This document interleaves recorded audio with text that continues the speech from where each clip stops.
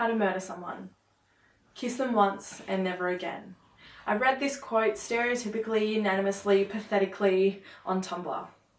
Warning, original content coming, a gay poet scrolling on Tumblr. Because kissing someone in the dark is like kissing them when you're drunk, because unlike you, they'll probably pretend to forget. Because all poetry is a mash of words and feelings spilled onto the page to generate some sort of meaning, and I write unashamedly about love. I do that because whether you're in it, out of it, lost it, found it, looking for it, love adores poetry, or is it that poetry adores love? I can never remember, and I should remember because I wrote that line at 5:43 a.m. your time. And now reading a line about my imminent death, my mind turned to you. Because it was you that turned my words to poetry, and you would always thank me for them, as though they came from me.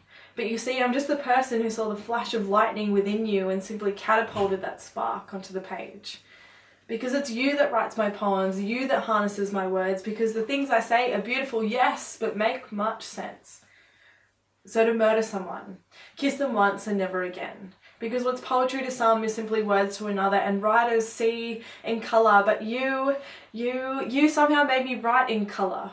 And I would look at you driving, staring at the side of your face. And from my mouth the words would tumble. Words like, if writing for me was like breathing, if she was my muse, surely the reason behind my being.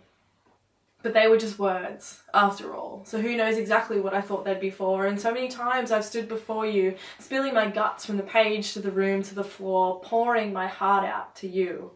And simply looking at you so earnestly to simply say with so much certainty that loving you despite my lack of plans or circumstance was something I was so lucky just to do. But with each hand held forward would be a giant leap backward, and it covered our lives in grey. So maybe, I thought one day, that you were really trying to say is that you'd prefer a long and painful death as opposed to this here mess.